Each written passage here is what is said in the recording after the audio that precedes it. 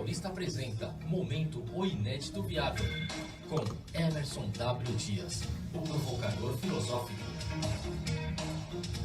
Estamos aqui com o provocador filosófico Emerson W. Dias. Muito boa noite, obrigado pela presença aqui, Emerson. Boa noite, Renato. Boa noite a todos os ouvintes. E qual é a provocação que você traz nesta quinta-feira? Hoje nós vamos falar sobre contextologia. E aí? Dá para você explicar melhor o que é contextologia? Bom, vamos fazer assim, ó. Psicologia, né? Psicologia. Logia é o conhecimento, o estudo da psique humana, certo? Então, certo. O estudo da psique humana, estudamente, é psicologia. Contextologia, fazendo essa mesma, né, analogia, é o estudo do contexto, certo? Uhum. Bom, e por que eu vou falar isso? Eu vou te falar uma frase aqui, eu quero que você me diga qual a sua interpretação sobre ela, né? Certo. Se você ler uma frase, proibida a entrada com roupa de banho, o que você imagina? Que não pode entrar com roupa de banho. Corretamente, porque supostamente você está num local onde as pessoas não podem usar sunga, maiô, essas coisas, certo? Uhum. Porém, se esta frase estivesse presa numa árvore, poucos metros antes de uma praia de nudismo, qual seria a interpretação deste texto? Você teria que entrar sem roupa de banho. Exatamente. É isso aí. Ou seja, proibida a entrada com roupa de banho. Se você estiver num restaurante na porta da praia, você automaticamente sabe que tem que botar uma roupa, uma calça, uma bermuda, uma camiseta, enfim. Se esta mesma frase estiver fixada numa árvore a poucos metros da entrada numa praia de nudismo, você sabe que você tem que tirar a roupa, certo? Você não pode permanecer com roupa. Ou seja, uma coisa é o texto da norma, outra coisa é a norma em si. Ou seja, o que ela deseja regular. Legal. Embora o texto seja o mesmo. Uhum. E isso é tão importante se falar, porque, né? Esses dias eu vi lá um gráfico sobre o aumento da renda do funcionalismo público. E era muito diferente em relação ao aumento da renda do salário do setor privado, né? E aí todo mundo já, claro, né? Pô, tá vendo? O funcionário público ganha super bem, é isso, é aquilo e tal. Ou seja, calma, uma coisa é o texto, outra coisa é o contexto.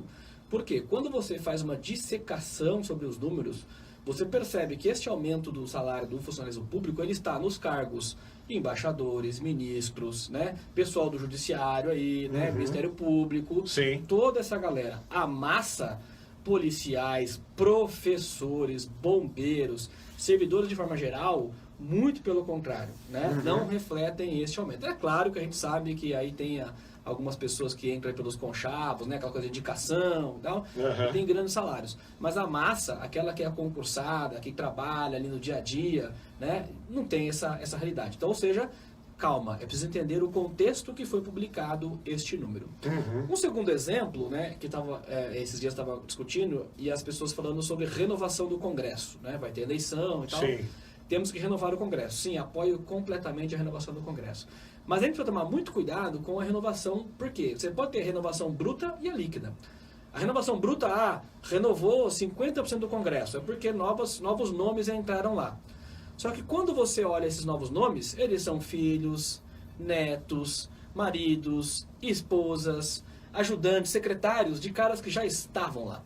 Entendi. Ou seja, essa renovação de 50%, muitas vezes ela não é real, porque ela não acontece da forma líquida, né? Se renova o nome, mas se mantém a família, né? Se mantém aqueles laços que estão aí perpetuados no poder há muitos anos. Então, eu acho que a gente tem que tomar muito cuidado com isso, por quê?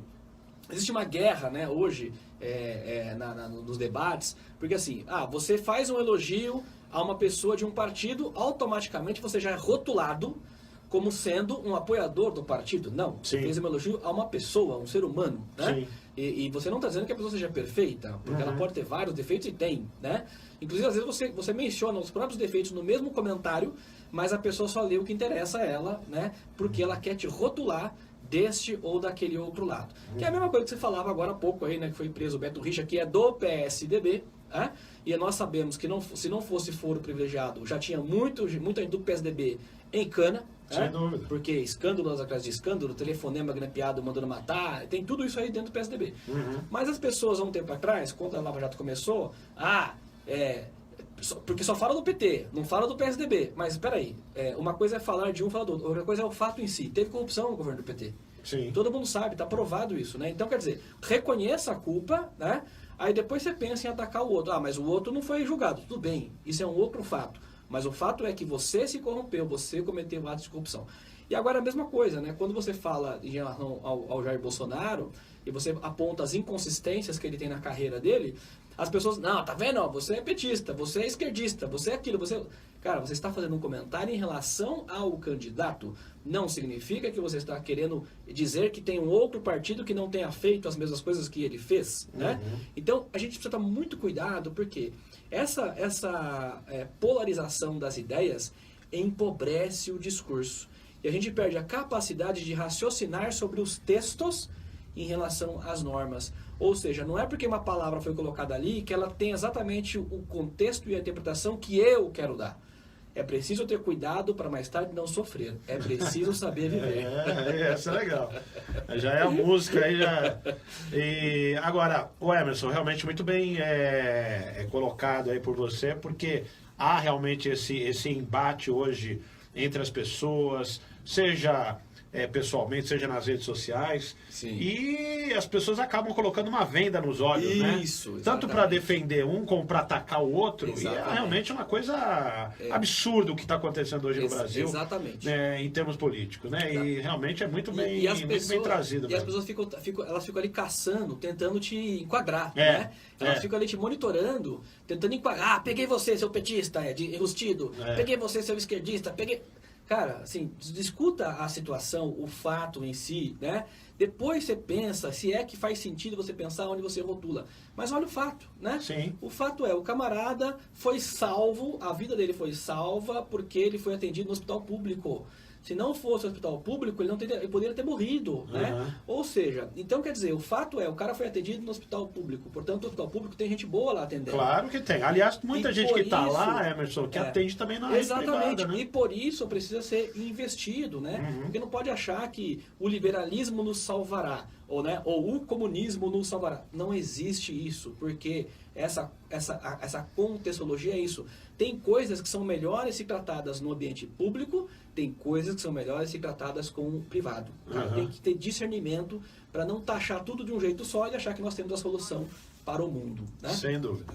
E uma outra coisa também, aproveitando já que você está falando nisso também, não é porque a pessoa votou num determinado candidato Correto. que você tem que defender esse candidato. Correto. É o contrário. Se você votou num candidato, ou se você vai votar, na verdade, né, agora num candidato, você tem que acompanhar esse candidato. Sim. E se ele cometer algum tipo de atrocidade administrativa, pode ser uma incompetência, pode ser uma má gestão, pode ser uma falcatrua, seja o que for, tem que ir lá e falar, olha, eu votei nesse filho da mãe, mas errei o meu voto. Entendeu? Né? Errei, ou então vamos continuar acompanhando, vamos continuar fiscalizando. Esse é o papel do cidadão. Correto. Não é porque você votou no Lula, vamos supor, lá atrás, que, o Lula é maravilhoso. Que é isso? A gente sabe todas as atrocidades, como eu já disse aqui, foram cometidas pelo Lula e por outros aí, né? Por todos os outros candidatos. Eu estou falando do Lula porque ele não é candidato, né? Posso falar dele. Então, a gente não pode fechar os olhos só porque votamos no cara. Sim. Ou porque eu gosto do PT a vida inteira, eu votei no PSDB a vida inteira e vou continuar votando porque é um partido maravilhoso. É balela. Isso é uma grande balela, né? Você está se auto-enganando. Tem aquele livro também. Auto-engano. Exatamente. Né? Pare de se auto-enganar. Não é porque você... vamos supor, você torce para um time de futebol. Ontem nós tivemos lá o lance do Palmeiras no jogo do Palmeiras, lá entre Cruzeiro e Palmeiras. É um lance duvidoso, mas tudo bem. Quando um lance é muito claro, não é porque eu torço para um determinado time que eu vou falar, olha, o juiz está certo em ter anulado um gol que era né? Eu vou contra, eu vou lutar para o meu time ser campeão honestamente, né? Isso a gente já conversou aqui uma vez, né? Exatamente. Essa capacidade de fazer autocrítica, né? De você...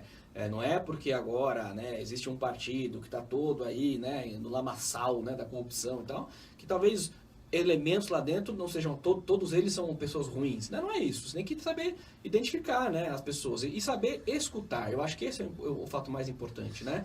Escutar as ideias, e escutar até o fim. Não é aquela coisa de o cara, eu estava estudando fulano, ele falou tal coisa, já desliguei. Cara, se você não deixar a pessoa completar o raciocínio e entender o raciocínio a partir do contexto que está sendo falado, aquele raciocínio, você vai sempre ser uma pessoa limitada no pensamento. Por quê? Porque o teu viés de confirmação, de querer confirmar as coisas que você acredita, não vai te deixar crescer como um indivíduo dotado de conhecimento. Por quê? Porque o conhecimento implica numa amplitude de abordagens. Eu preciso fazer autocrítica, eu preciso entender a mensagem inteira, eu preciso conectar essa mensagem com o contexto para daí sim formular uma opinião, né? Sem dúvida. E mesmo que eu formule, não quer dizer que eu não possa dialogar com a pessoa que pensa diferente de mim, né? Sim. E não levar essa bandeira, né, como eu estou falando, né? Votou errado, falar, olha, porque agora vai ficar defendendo nas redes sociais, aí vai ficar aquela marca, né? Exatamente. Por exemplo, a pessoa que está defendendo o Bolsonaro, a pessoa que está defendendo o Haddad, a pessoa que está defendendo o voto, quero dizer, né? Vou votar no fulano porque eu acho ele bom, né? Aí é eleito o fulano de tal. Aí a pessoa, de repente, o cara não foi um bom administrador lá, um bom gestor e por aí vai. Aí a pessoa vai lá e fala, não, mas vamos continuar, porque o cara é bom. Não é isso. Né? E é uma coisa tão, chega a ser doentia, né? Porque, assim, não é porque o cara é bom que eu votei nele, é porque eu votei nele que ele é bom. Exatamente. Ou seja, você tá vendo que o cara errou. É o contrário, né? O cara errou, mas eu, como eu votei ele, não posso dizer que eu errei, né? Que é um absurdo isso, né? Sim, fica levando uma bandeira que já é errada, né? Você falou essa coisa de tapar os olhos, eu lembrei dos antolhos. Sabe o que são antolhos? São aquele instrumento que você põe no cavalo, para o cavalo olhar só para frente, né? As pessoas põem um certo antolho ideológico e não conseguem olhar para os lados e dialogar, cara. Não conseguem escutar. É isso aí. Aliás, é muito bem a sua metáfora aí que você criou, realmente é espetacular, porque realmente as pessoas precisam olhar para si próprias e falar, olha, essa opinião não deu certo, esse voto não deu certo, escolhi errado, ou então talvez eu até tenha defendido um partido que tem corrupto, mas tem gente boa, como o Emerson disse, né? Não é todo mundo que é corrupto dentro de um partido. Tem gente boa. Se a gente pensar que todo mundo é corrupto, não tem nem eleição mais. Exatamente. Né? Tá todo mundo ficha suja, não é isso? Exatamente. Né? Bom, Emerson, e aí a frase qual é? A frase é de Nietzsche, que dizia o seguinte: as convicções são cárceres. As convicções são cárceres. Isso mesmo, muito bom. Elas não te deixam.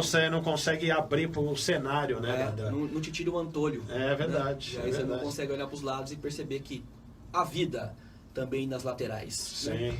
E muita vida. Tá certo, Emerson? Deixe seus contatos aqui para os nossos ouvintes e internautas. O site é www.oineditoviável.com.br. Nas redes sociais é só procurar o Inédito Viável no Facebook, Instagram e no YouTube. O canal Inédito Viável, você tem acesso a todo o conteúdo que a gente fala aqui às quintas-feiras no Radar Paulista. Tá certo, Emerson? Eu te aguardo aqui na quinta-feira, então, com mais um momento O Inédito Viável. Até quinta.